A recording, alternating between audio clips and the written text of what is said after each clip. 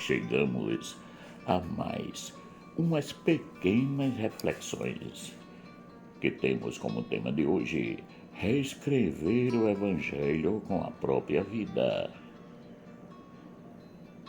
No dia 20 de janeiro de 1920, nascia Chiara Lubich, em Trento, Itália. Ela, quando tinha 23 anos, decidiu que dedicaria toda a sua vida a Deus e consagrou-se a Ele. No dia 7 de dezembro de 1943, dessa consagração, Deus fez surgir ao seu redor um grupo de garotas que, vendo o seu exemplo, quiseram também trilhar o mesmo caminho, consagrando-se a Deus. Esse grupo não tinha outro objetivo na vida que não fosse viver o Evangelho, de colocar em prática as palavras de Jesus.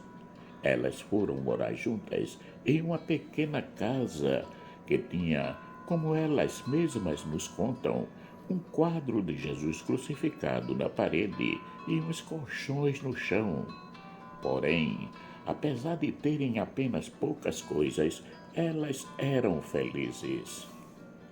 Procurando viver o Evangelho, em pouco tempo já tinham mais de 500 pessoas em contato com elas. Mas o que elas faziam tanto para conquistar essas pessoas? Simples.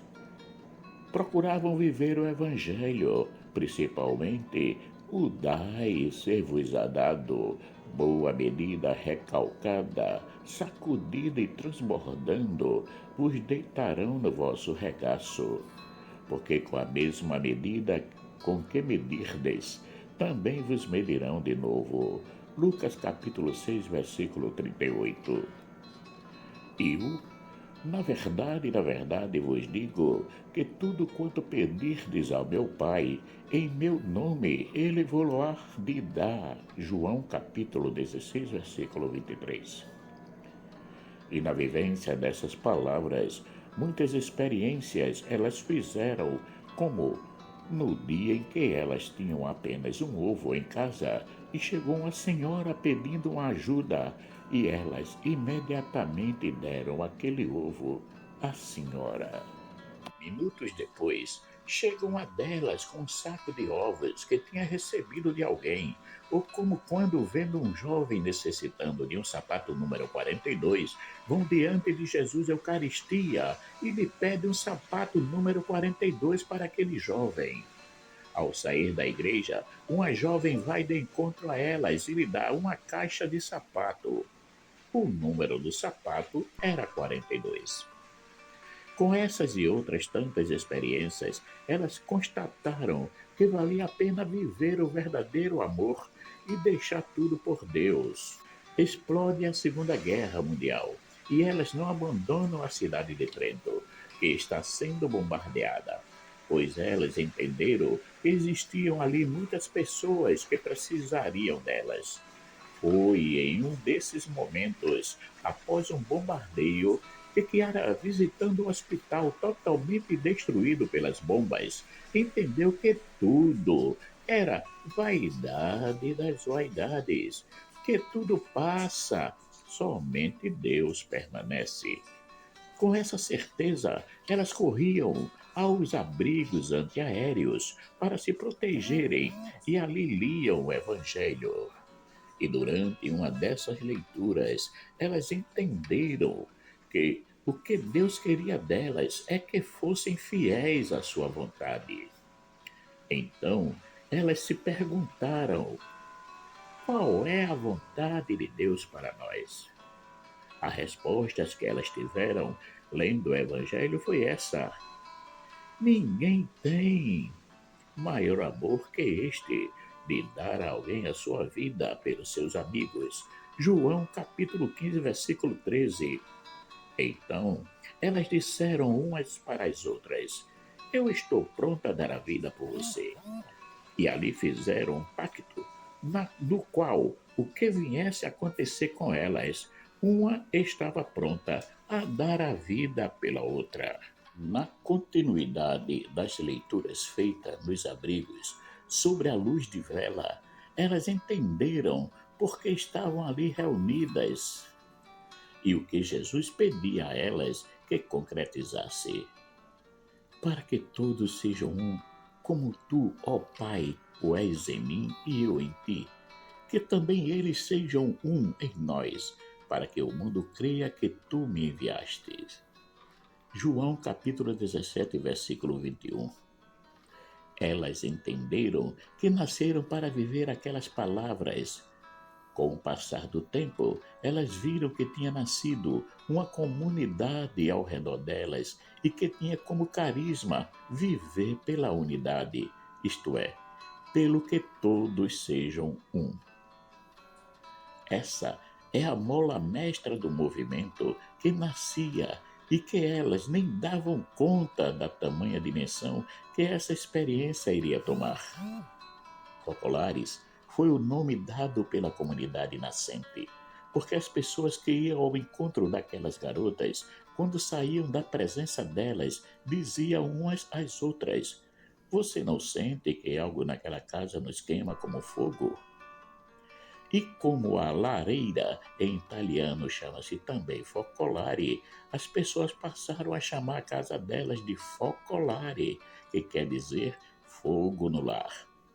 O fogo que fazia arder o coração de todos que visitavam o focolare era o amor que existia entre aquelas garotas e as pessoas que as visitavam. Essa vida se espalhou por todo o mundo e muitas pessoas vivem a espiritualidade do movimento dos focolares.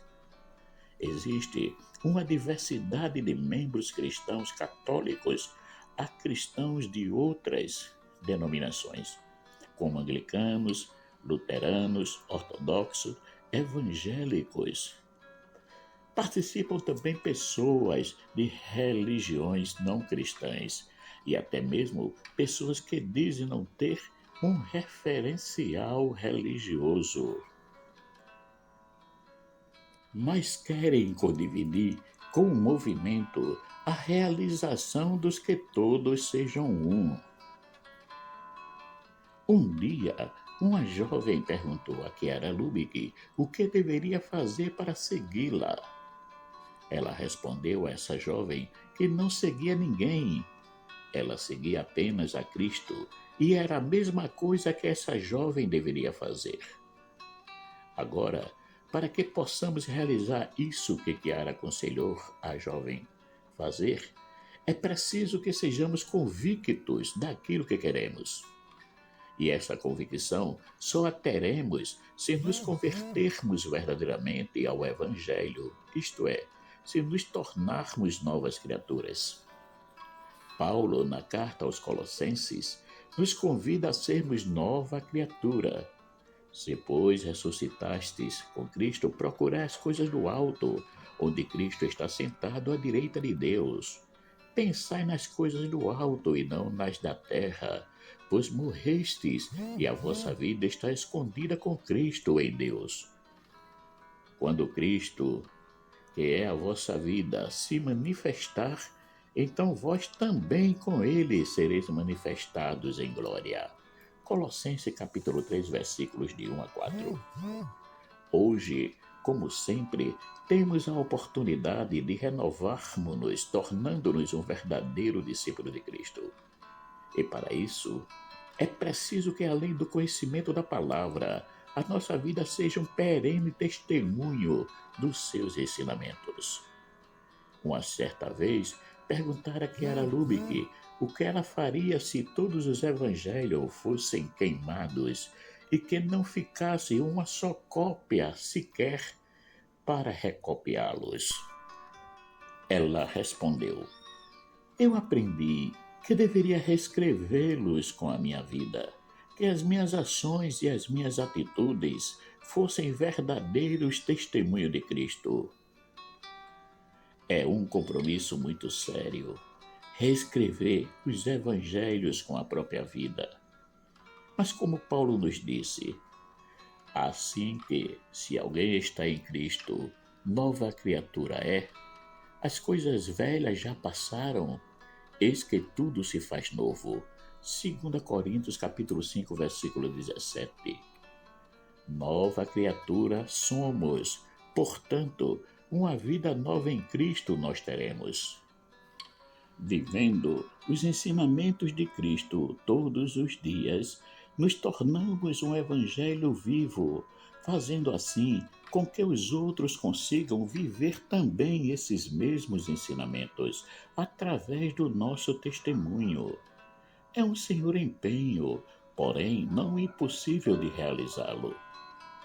Aquelas jovens, em 1943, conseguiram revolucionar a vida de muita gente naquela época, trazendo-as para Cristo, e que conseguem até os dias de hoje fazer a mesma coisa através dos seus legados deixados na história viva do movimento.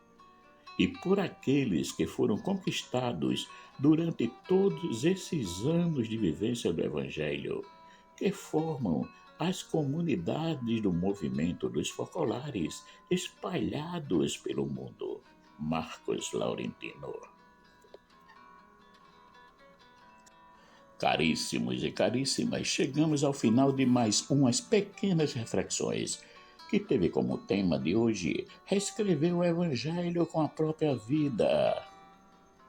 Agradeço a todos aqueles que já se inscreveram no canal e que compartilhem mais e mais essas pequenas reflexões para que atinjam o coração de mais pessoas. Peço àqueles que ainda não se inscreveram que se inscrevam para nos manter ativo e que o canal possa receber mais e mais reflexões. Que o nosso Pai Eterno, rico em bondade, misericórdia e amor, nos dê um excelente dia. Amém.